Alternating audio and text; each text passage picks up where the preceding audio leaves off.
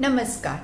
कहानियाँ नानी जी की में नानी जी से आज हम सुनते हैं उनकी अभी अभी पढ़ी हुई एक कहानी, सेहत का रहस्य। अब एक गांव में जो है एक शंकर नाम का वृद्ध व्यक्ति रहता था, जिसकी उम्र जो है 80 साल से भी ऊपर थी, परंतु वह जो है 45 साल के व्यक्तियों से भी ज्यादा सेहतमंद दिखाई देता था। अब सभी लोग जो है इस बात को जानने के लिए बहुत उत्सुक रहते थे कि उसकी सेहत का राज या रहस्य क्या है। कई बार लोगों ने जो है उससे पूछा भी, परंतु वह कभी कुछ बताता नहीं था।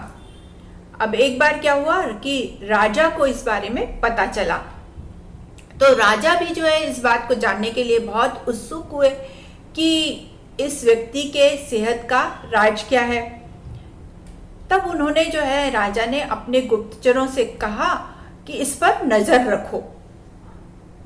तब जो है उनके गुप्तचर जो थे वेश बदलकर, मतलब अपना दूसरा रूप बनाकर उसका पीछा करने लगे। तो उन्होंने देखा कि वह व्यक्ति जो है सुबह सुबह उठकर तेजी से चलता हुआ कहीं जा रहा है। तो वे लोग भी उसके पीछे चल दिए। अब धीरे धीरे वो तेजी से चलता हुआ एक पहाड़ी के ऊपर चढ़ गया, तो वे लोग भी उस पहाड़ी पर चढ़े और देखते क्या है कि थोड़ी ही देर में वह व्यक्ति गायब हो जाता है। तब उन लोगों को समझ में नहीं आता कि वह कहाँ गया। तो वे लोग जो है वहां उसका इंतजार करने लगते हैं और थोड़ी ही देर बाद वह व्यक्ति जो है मुट्ठी में छोटे छोटे कोई फल लेकर खाता हुआ चला आ रहा था। तब उन लोगों को लगा कि हो ना हो यही कोई रहस्यमय फल होगा जिसके खाने से ये व्यक्ति इतना सेहतमंद है। तो अब दूसरे दिन जो है उन लोगों ने दरबार में जाकर राजा को ये पूरा किस्सा सुना दिया। तब राजा ने कहा कि जाओ तुम लोग जो है उस पहाड़ी पर जाओ और जाकर पता लगाओ कि वह कौन सा फल है। तब वे लोग जो है उस पहाड़ी पर गए और उन्होंने बहुत ढूंढा, परंतु उन्हें कोई ऐसा रहस्यमयी असाधारण फल नहीं मिला जिसके कि खाने से वह व्यक्ति सेहतमंद है। तब उन्होंने राजा को आकर कहा कि हमें तो वहां कोई फल नहीं दिखाई दिया। तब राजा ने जो है उस शंकर को दरबार में बुलाने का हुक्म दिया। अब शंकर को दरबार में बुलाया गया और शंकर जब दरबार में हाजिर हुआ, तब राजा ने उससे कहा कि शंकर, हम तुमसे बहुत प्रसन्न हैं, तुम्हारी सेहत को देखकर हमें बहुत अच्छा लगता है, तुम हमें अपनी सेहत का राज बताओ।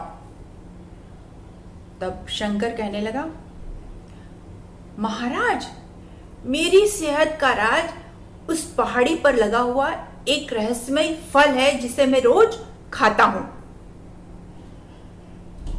तब राजा कहने लगे, हमें भी उस पहाड़ी पर लेकर चलो और हमें उस फल का पता बताओ। तब शंकर ने कहा, चलिए। और राजा, शंकर और सभी दरबारी लोग जो है पहाड़ी पर पहुंचे। तब शंकर जो है एक कटीले कांटे वाले पेड़ के वहां लेकर राजा को गया और कहने लगा कि यही वो फल है महाराज जिसे मैं रोज खाता हूं और इतना सेहतमंद रहता हूं। तब राजा जो है क्रोधित होते हुए बोले, क्या हमें मूर्ख समझ रखा है?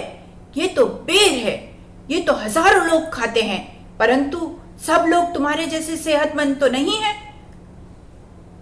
तब शंकर जो है बड़ी विनम्रता से कहने लगा, महाराज, सब लोग जो है, हजारों जो लोग हैं वे बेर खाते हैं, मैं जो है बेर नहीं खाता, मैं मेहनत का फल खाता हूं।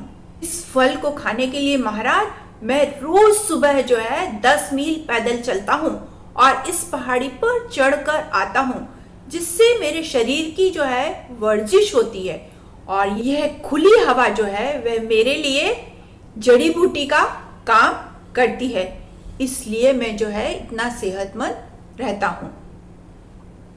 तब जो है राजा को उसकी बात समझ में आई और उसने जो है राजा ने उस व्यक्ति को बहुत सारी सोने की मुद्राएं दी और सभी लोगों को अपने दरबार में शारीरिक श्रम करने की नसीहत दी। आजकल टेक्नोलॉजी जो है इतनी बढ़ गई है कि हम लोग जो छोटे मोटे काम करने के लिए बाहर जाते थे वह भी आजकल घर बैठे इंटरनेट पर हो जाता है, जिससे कि हमारा शारीरिक श्रम बहुत ही कम होता जा रहा है और इस कारण जो है हमें बहुत सारी बीमारियां घेर लेती हैं।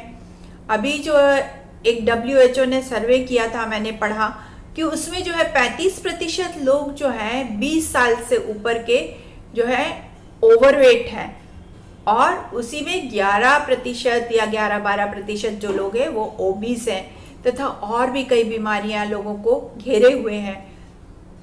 इसलिए ज़रूरी है कि हमें रोज़मर्रा की अपनी ज़िंदगी में, रोज़मर्रा की हमारी दिनचर्या में शारीरिक श्रम को शामिल करना चाहिए और जो है हमेशा कितना भी काम हो समय निकाल कर हमें थोड़ा बहुत शारीरिक श्रम अवश्य करना चाहिए अपनी सेहत के लिए।